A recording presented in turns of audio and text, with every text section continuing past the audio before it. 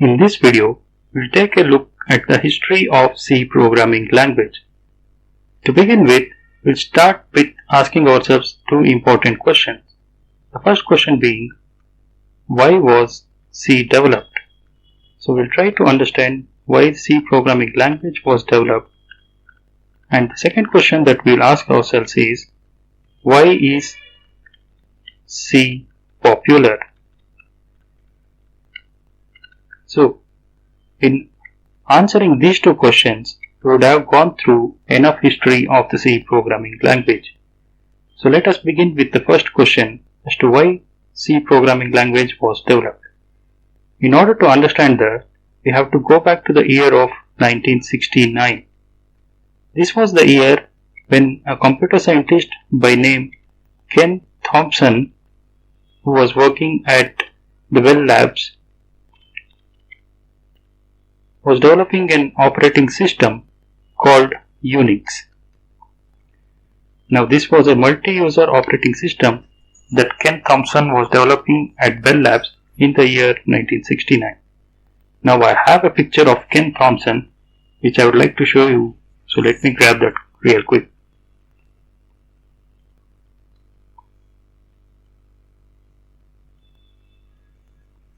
So this guy over here is Ken Thompson, and he was the one who was working on a new operating system called Unix at Bell Labs in the year 1969.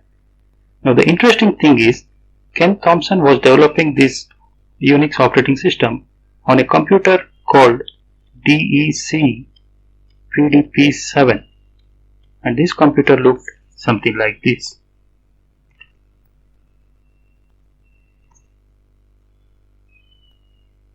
Now as you can see from the picture over here, this computer PDP-7 was quite big, almost the size of a wardrobe, which occupied enough space in the office area.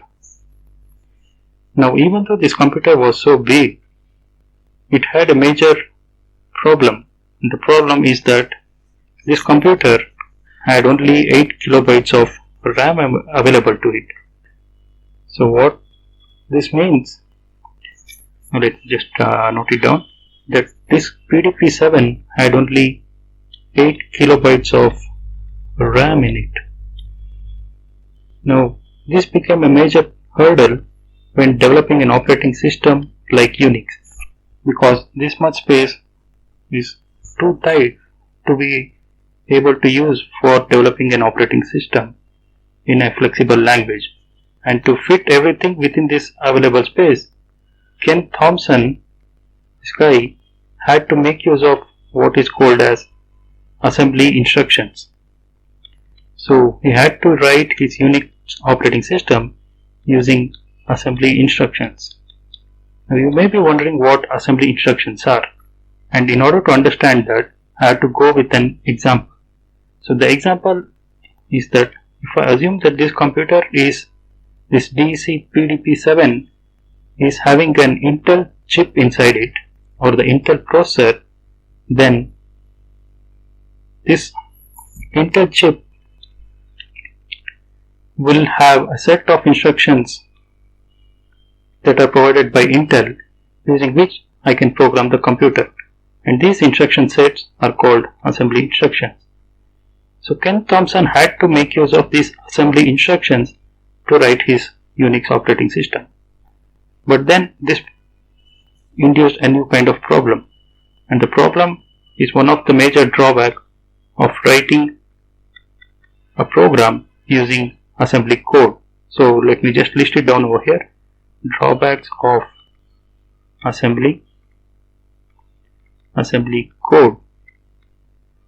The first major drawback of assembly code, or the first major drawback that Ken saw that he would have to face if he wrote his Unix operating system using assembly code, is that this was very specific to the chip.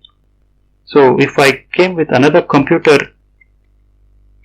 say this is my new computer, so this is my laptop that is running on an ARM chip, ARM CPU, then the instruction set for this ARM CPU will be quite different from the instruction set provided by Intel, So ARM had its own assembly instructions. ARM chip. So ARM chip had its own assembly instruction. As a result of this, if I wrote my program like Unix with x86, now usually Intel chips are called x86 chips, and that's the reason why I'm writing x86 here. Now if I write my program using Intel chips instruction set, then it will have x86 specific code in it, which can run only on x86 machines. And if I try to run it on ARM machine, it would fail. So what is the solution? If I want to run my Unix operating system on my ARM CPU, then I will have to rewrite this Unix code in ARM assembly code. So you can see the problem here. As the CPU changes, the program or the Unix operating system had to be rewritten. This was a major problem for Ken Thompson because this was creating the problem of non-portability. What it means is that if I write my code using a specific assembly instruction, then I will not be able to take that code and run it on a different kind of computer. So basically making my code non-portable. This was the first problem in writing an operating system in assembly instruction. There was another problem. Another problem is that any code written in assembly is hard to debug. So the program that I have written in assembly instruction set basically is quite hard to debug because these assembly instructions are not so user friendly and not so easy to read or understand. So this was creating a major problem again. So these were two important issues that Ken had to overcome if I had to write a more versatile Unix operating system. So to solve this issue, Ken decided to create a new kind of programming language which he called B. Now B was a high-level programming language. High level in the sense that you would write your program once using instruction sets from B language, and once you have your B code, you will not run it directly on a computer but instead send it to another piece of software called compiler. And this compiler's job is to take a high level program and then convert it into assembly code. So this means that this compiler should be able to generate CPU specific code. So the compilers were also of specific CPU type, which means that I had x86 compiler that would take in B code and then convert it into x86 assembly. Similarly, I will have another compiler called ARM compiler which will generate ARM instructions. So it will take my B program, and then generate ARM instructions or ARM assembly code from this, which I will be able to run it on my ARM computer. So you can see that here now I am kind of preventing the non-portability issue because my B code is written only once, and every time I want to run this, if I want to run this B code on a new kind of computer with a new CPU, I will have to make use of that specific CPU's compiler and generate the ARM instruction set. So each time I will have to recompile the code, but my original code will remain in only one form. So there is a single copy of my B code using which I will be able to run the code on different kinds of computers. So this solves my non-portability issue. Now what about the hard to debug part? This B code, as I said earlier, is a high level language, right? So it is high level. Now what I mean by high level is that this code is much more readable compared to your assembly code. So this is somewhat closer to your spoken English language, and so it is much more easy for you to go through the code and understand and interpret the code and fix any issues that you come across in the code. So that means that since it is much more easier to read and understand and identify any issues with it, it has become much more easier to debug. So both these major issues that Ken had faced by writing code in assembly were solved by the creation of this new language called B. So Ken continued to develop the B language between the year 1969 to 1970, and by 1970 B had become quite stable. So once the B language had become stable enough, Ken decided to port his Unix to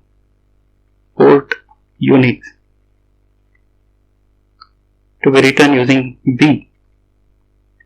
B programming language. So this became a major milestone in the Unix history, because now suddenly this Unix code is portable. So anyone with any kind of computer can take in this code, feed it to the appropriate compiler, and generate the assembly instruction sets out of it and run it on their respective computer. So that really solved the issue of portability for Unix, and soon Unix became quite useful in different kind of environments where different types of computers were running. Now the development of Unix continued through the 70s, and in the same year of 1970, when Unix was ported to B, another scientist by name Dennis Ritchie, whom you can see in this picture, his name is Dennis Ritchie. Let me find some space to write his name here. So this guy by name Dennis Ritchie joins Bell Labs, and then he works alongside Ken Thompson on the same Unix operating system. Now here comes the interesting part. Now since this is the year 1970, when both Ken and Dennis Ritchie are working on Unix, and as a result they are developing programs using B language and adding new features to the Unix operating system. So this is what they were doing in 1970, and as they were adding features, Dennis Ritchie realized that B is not so flexible, which means that whatever features he was trying to add to the Unix, it was quite difficult to write using the existing B language. And to overcome that, Dennis Ritchie decided to create some additional features to the B language. So he started adding some new features to B and created a new set of instructions for B, which he called new B. Now, as the time progressed, new B became more and more feature rich and started deviating from the original B language. So Dennis Ritchie eventually renamed this new B to C, and that is how C was born.